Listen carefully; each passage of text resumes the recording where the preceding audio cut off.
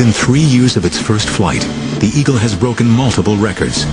It takes back all 8 time-to-climb records from the MiG-25, the very fighter it had initially been designed to beat.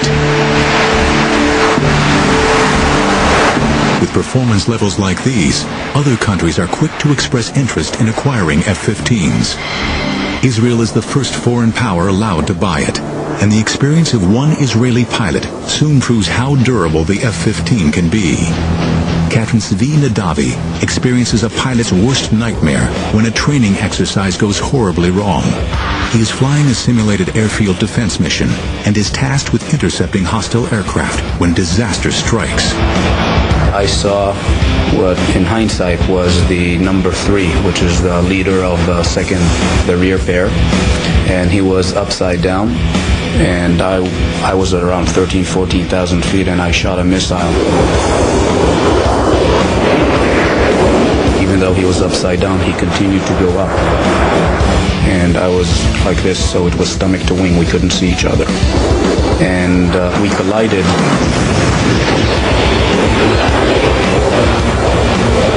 Big commotion, big bang. The A4 basically fireballed immediately. And I found myself with maybe 30 degrees nose down attitude, and the aircraft was spinning.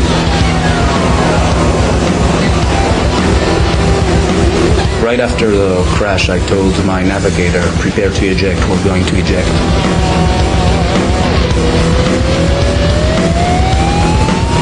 I opened afterburner, which is a totally opposite instinct when you're spinning towards the ground. Then the roll slowly stopped, and slowly I was able to bring the nose back up. I told my wingman to come close and to inspect me. There was a huge spray of fuel that was being drawn out of the wing, and it basically camouflaged what was going on there. Nadavi survives the mid-air collision. He is 10 miles out from the nearest airfield and hopes to still land safely. But the pilot cannot see what has happened behind the spray of leaking fuel. His F-15 has been so badly damaged in the collision that he is flying on just one wing.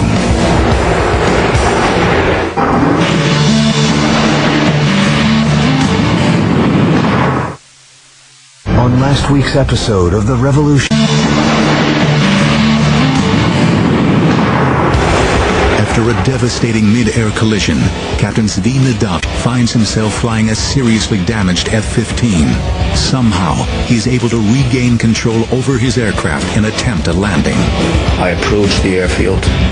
I crossed the threshold where usually in an F-15 you cross at 130 knots. I crossed at anywhere between 250 to 260 knots. Was landing at approximately twice the normal landing speed. I put the tail hook down. There was a cable at about a third of the runway, and we went into that cable. But because of the speed, the hook is not built for those speeds, and the hook basically tore off the airplane.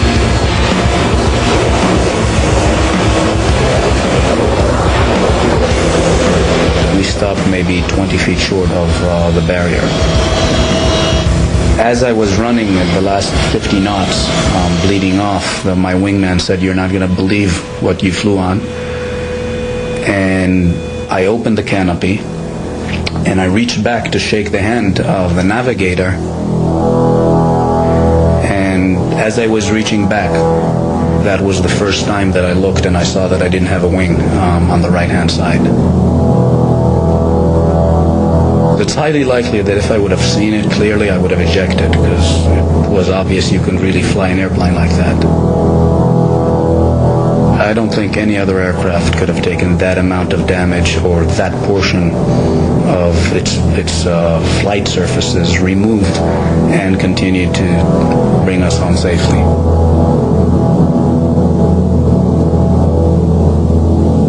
The best testament was a good friend of mine who was an F-16 pilot, and he crossed and he saw that there was no wing, and his first words was, "Can I transfer to F-15s?"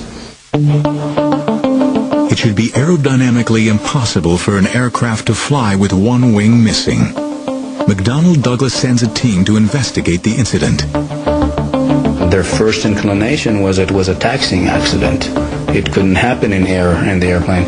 And only when they later went to analyze it and said, okay, the F-15 has a very wide body, and you fly fast enough, then you're like a rocket, then you don't need wings. The Eagle has done the impossible. If a pilot can land an F-15 with just one wing, the plane should be able to endure unimaginable punishment on the battlefield. But nobody can tell at this stage how well the Eagle will perform against the dreaded MiG-25. The first good look at the MiG-25 came when a Russian pilot, Viktor Belenko, defected in his MiG-25 to Japan. The Japanese and the Americans hustled over the aeroplane. They dismantled it on the air.